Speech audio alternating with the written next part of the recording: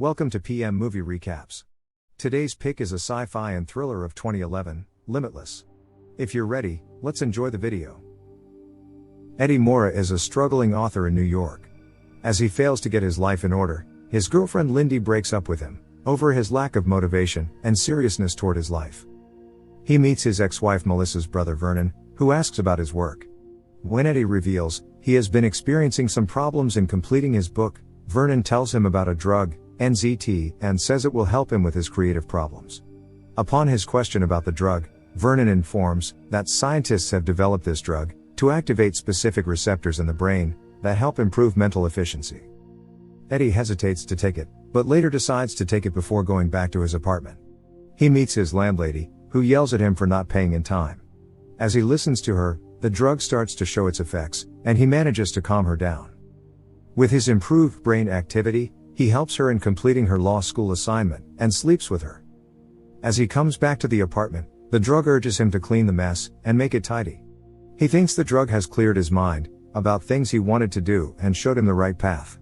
While still on the drug, he rearranges his apartment, and writes most of his book before going to bed. The next morning, the drug wears off, but he still has the book he wrote, so he presents it to the editor, requesting her to give it a read, and she loves it. After coming back, he decides to meet Vernon, and ask about this magical drug. Upon his request, Vernon agrees to give him more, but not before asking him to run his errands. When he comes back, he gets shocked to see someone has not only turned the place upside down, but killed Vernon as well. He calls 911 to inform about the murder, and as he waits, he figures out someone has killed Vernon in order to get his supply of NZT. He decides to find it for himself, and recovers his stash, just in time before the police arrive. While being investigated at the police station, he receives a call from Melissa, who asks whether Vernon gave him some stuff or not, but he does not tell her. He manages to satisfy the police, and gets Vernon's cash, as well as the drug stash. He starts taking a pill every day, and it works wonders for him. He is able to finish his book, learn new skills, and languages.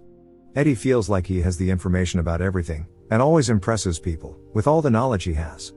Things change drastically in his life, and he turns from a shy, reserved person to the center of attention in every gathering. He makes a lot of new friends, including Kevin, who offers him a job at his company. Eddie soon decides to invest in the stock market, but realizes he needs more capital to move forward. In his hunt for money, he meets a guy Gennady, who agrees to lend him money, but threatens him to return it in time. Eddie uses the money, and quickly hits off, making $2 million in just 4 days. His remarkable progress catches the attention of everyone, and he starts getting a lot of job offers, but decides to join Kevin.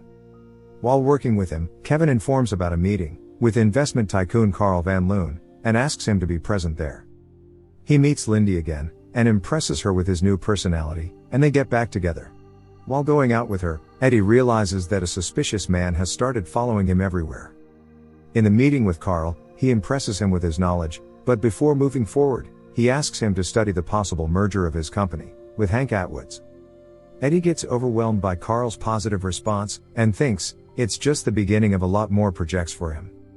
After a successful meeting with Carl, Eddie experiences a short episode of memory loss, and starts running around the city without even realizing it.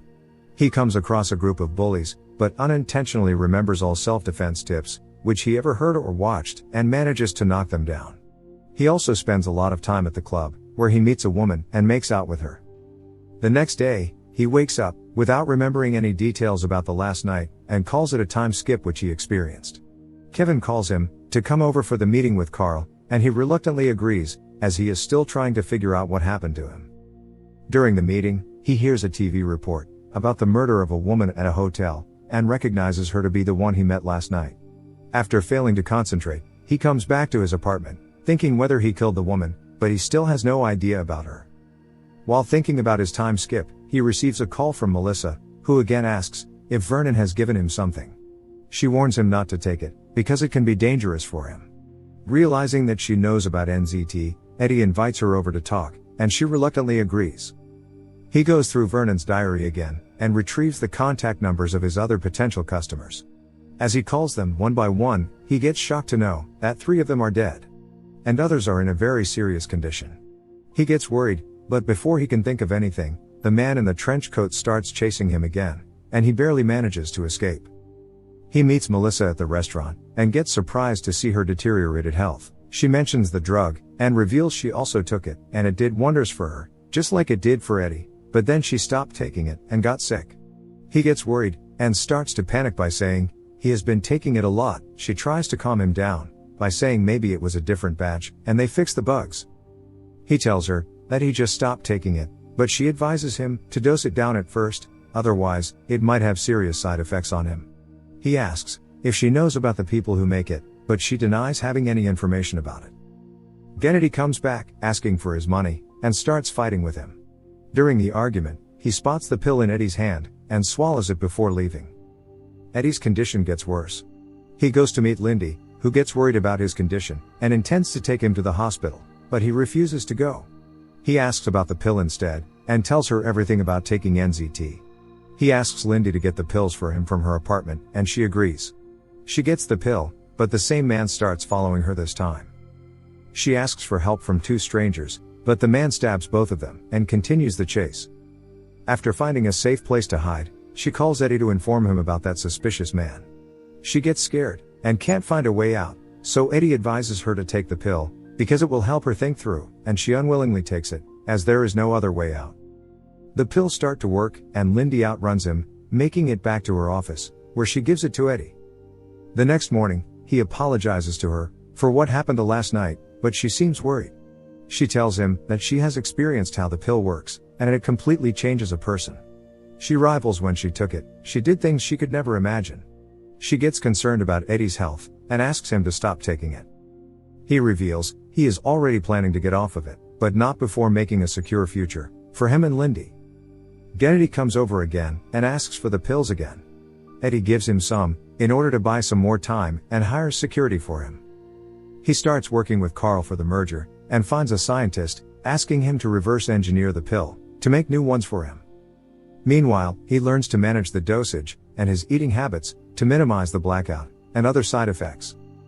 After a few days, the police officer meets him again, and reveals, the eyewitnesses are considering him the suspect, in the murder at the hotel.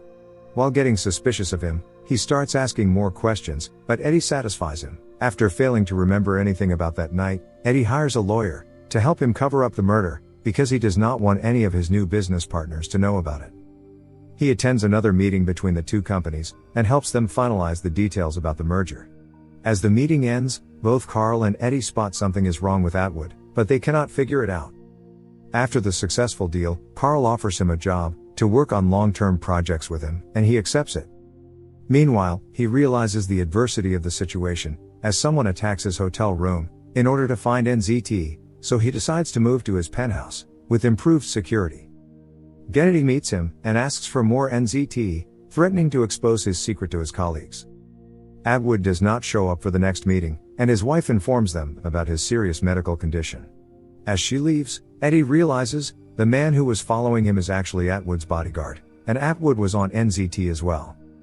He comes over for the police lineup, where his attorney steals his stash, but he has no idea about it. When he comes over to Carl, he informs him about the news leak, about the merger, and accuses him of doing it, but he refuses. He asks Eddie's advice, to deal with the situation, and Eddie realizes he missed his dose. He tries to take it from the coat, but realizes, someone has stolen it from him. After resuming the meeting, he receives a parcel, with his bodyguard's chopped hands inside. He runs back to his place, but Kennedy raids it to get more NZT. At first, Eddie tries to attempt suicide, because he knows, the pill would kill him anyway. Soon, he changes his mind, and decides to take his last pill, to fight against Kennedy and his men. He recovers it from his stuff, but loses it after getting attacked. Kennedy injects himself with the drug, informing Eddie, this is the best way to increase its effectiveness, while minimizing the side effects. He intends to torture Eddie, to find out the information about the pill, but he kills him and his accomplices. Meanwhile, Atwood dies due to his serious illness. Eddie goes to the hospital, and informs the man, that the attorney has stolen the drug from him, but did not give it to Atwood. After hearing this, he agrees to help him recover it from the attorney. A year later, Eddie has managed to retain his wealth, published his book, and is now a senator in New York. Carl comes over for a meeting, and informs him, that he has taken over a pharmaceutical company, that makes NZT. He informs Eddie about knowing his secret, and assures a limitless supply if he helps him in his objectives. Eddie refuses to work with him and discloses he doesn't need more supplies because he has reverse engineered the drug and perfected it to minimize side effects, and later got off of it, so he is currently not taking NZT. He meets Lindy over for lunch and talks to the waiter in Chinese. Lindy thinks if he is really off the drugs, and he says, "What?" Thank you for watching, but before leaving, please make sure that you click subscribe and turn on the notification so that you can enjoy watching more videos like this.